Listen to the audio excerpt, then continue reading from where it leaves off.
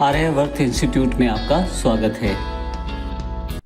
Hello friends, triple C की इस series में आपका स्वागत है। मेरा नाम है वरिंदर सिंह।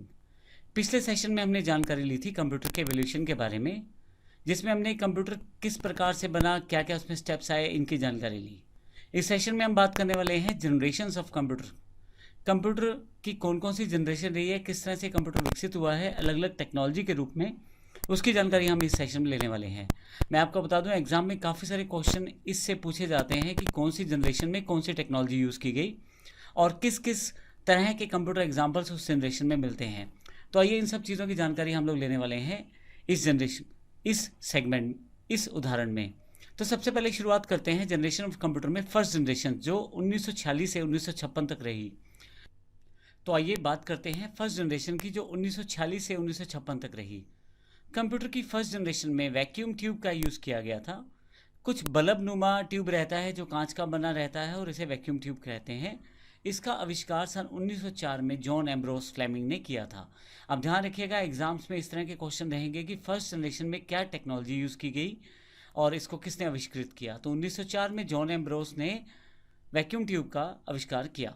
इस जनरेशन में कंप्यूटर में इंटरनल मेमोरी के रूप में मैग्नेटिक ड्रम का इस्तेमाल किया जाता था, यानी कि कुछ स्टोर करना है तो मैग्नेटिक ड्रम का इस्तेमाल किया जाता था।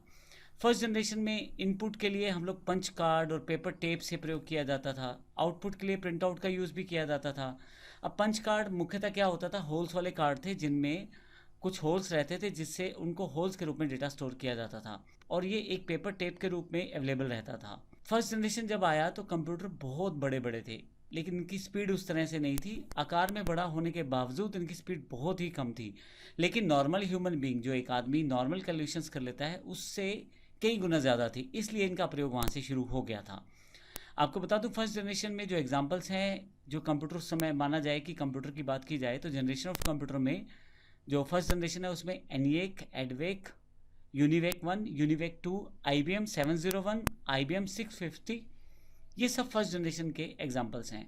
आपसे कई बार एग्जाम्स में पूछा जाता है कि IBM 650 किस जनरेशन का कंप्यूटर है, या ये भी पूछा जाता है कि कौन फर्स्ट जनरेशन में आने वाले कंप्यूटर कौन कौन से हैं। तो ये इस तरह से आप ध्यान रख सकते हैं। इसके पास जो जनरेशन आई वो ट्रांजिस्टर जनरेशन थी। ट्रांजिस्टर एक छोटा सा इलेक्ट्रॉनिक पार्ट है, छोटा सा इलेक्ट्रॉनिक पुर्जा, जिसमें एमिटर, कलेक्टर, बेस 3 सेगमेंट रहते हैं। लेकिन मुख्य बात यह है कि वैक्यूम ट्यूब की तुलना में बड़े छोटे थे, जिसकी वजह से कंप्यूटर का साइज अब छोटा होने लगा था। ट्रांजिस्टर का जो आविष्कार किया वो विलियम शॉकली ने 1947 में किया। इसमें इनपुट के लिए पंच कार्ड और पेपर टेप का इस्तेमाल कर रहे थे और आउटपुट प्रिंट आउट के रूप में प्रयोग कर रहे थे। सेकेंड जनरेशन में कंप्यूटर फर्स्ट जनरेशन की तुलना में छोटे हो गए। रीज़न बड़ा सिंपल था, वैक्यूम ट्यूब साइज़ में बड़े बड़े थे जबकि ट्रांजिस्टर छोटे छोटे थे। तो ट्रांजिस्टर लगाने की वजह से वहाँ जगह कम घेरी कंप्यूटर ने और आकार उनका जो कम हो गया। इसके साथ साथ इनकी स्पीड भी बेहतर हुई। यहाँ इस जनरेशन तक आते आते हाई लेवल लैंग्वेजेस का इवोल्यूशन शुरू हो गया था। फोर्ट्रॉन, कोबोल इसके एग्जाम्पल है जिसको प्रयोग किया गया।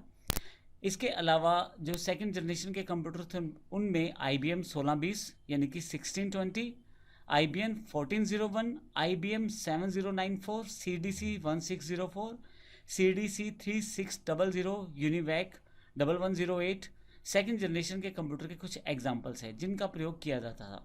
1956 से लेकर 1964 तक का जो समय रहा वो सेकंड जनरेशन के कंप्यूटर्स का रहा। आकार में ये छोटे हो चुके थे, टेक्नोलॉजी बदल चुकी थी और अब स्पीड भी बेहतर हो चुकी थी। इसके बाद जो थर्ड जनरेशन कंप्यूटर आया है उससे एक कंप्यूटर की क्रांति सी आ गई, क्योंकि 1964 से 1971 के बीच में इलेक्ट्रॉनिकली बड़े बदलाव हो रहे थे। जैसे अब ट्रांजिस्टर की जगह IC यानी कि इंटीग्रेटेड सर्किट का यूज़ शुरू हो गया था। इसका आविष्कार जैक किल्बी ने 1959 में किया था। अब मैं आपको बता दूं, बहुत सारे ट्रांजिस्टर की जगह एक IC का प्रयोग किया जाता है। अब ऐसे केस में कंप्यूटर का साइज और छोटा होना शुरू हो गया था। अब मैग्नेटिक कोर्स का जो प्रयोग किया जा रहा था वो प्राइमरी मेमोरी के रूप में, और मैग्नेटिक टेप का जो यूज़ किया जा रहा था वो सेकेंडरी मेमोरी के रूप में किया जा रहा था। इस जनरेशन के कंप्यूटर में एक खास बात और थी कि अब कीबोर्ड और माउस का प्रयोग होना शुरू हो रहा था। आउटपुट को शो करने के लिए मॉनिटर का इस्तेमाल किया जाने लगा था, क्योंकि इलेक्ट्रॉनिकली चीज़ें जुड़ चुकी थी। इलेक्ट्रॉनिकली हम लोग काफ़ी आगे आ चुके थे फर्स्ट और सेकंड जनरेशन के बजाय। इस पीढ़ी में या इस जनरेशन में हाई लेवल लैंग्वेज जैसे फोर्ट्रॉन, कोबोल, पास्कल, एल्गो का यूज़ होने लग गया था। कंप्यूटर में ऑपरेटिंग सिस्टम का एवोल्यूशन भी हो चुका था, जिसमें IBM 360 सीरीज़ आ चुकी थी, Honeywell 6000 series, personal data processor IBM 370, 168, TDC 316, ये थर्ड जनरेशन के कंप्यूटर के कुछ एग्जांपल्स हैं। तो एक आईसी में काफ़ी सारे ट्रांजिस्टर का कार्य हो सकता था। इस वजह से अब कम घेरनी जगह शुरू की कंप्यूटर ने, और साथ ही आपके पास एक बेहतर स्पीड वाला कंप्यूटर अवेलेबल हो चुका था थर्ड जनरेशन आते आते। अब हम बात करते हैं फोर्थ जनरेशन की। 1971 से लेकर 1980 तक फोर्थ जनरेशन अवेलेबल हो गई। इस जनरेशन में कंप्यूटर में VLSI, very large scale integrated chips का प्रयोग किया गया। Very large scale integrated chips को माइक्रो प्रोसेसर भी कहा जाता है।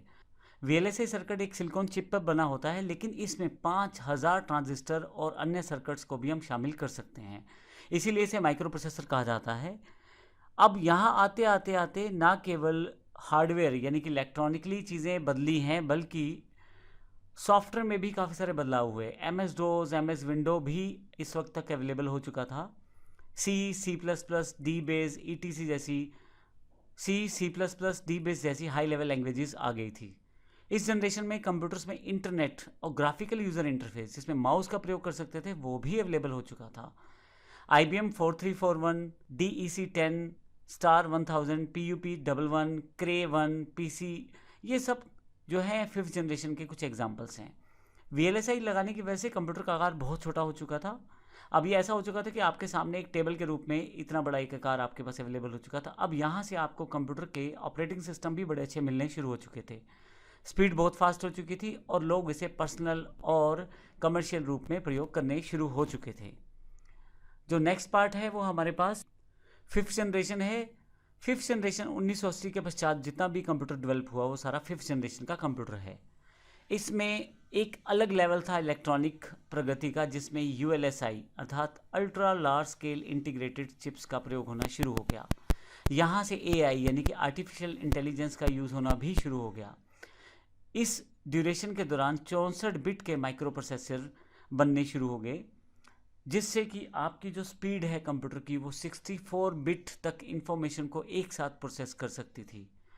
1980 के पश्चात C++, जावा जैसी हाई लेवल लैंग्वेजेस अवेलेबल हो गई, जिससे प्रोग्रामिंग बड़ी आसान हो गई। इसके साथ इलेक्ट्रॉनिकली डेवलप हो गया कंप्यूटर, क्योंकि 64 बिट माइक्रो प्रोसेसर आ चुके थे। यहाँ आते आते इंटरनेट, ईमेल और WWW अर्थात वर्ल्ड वाइड वेब भी विकसित हो गया।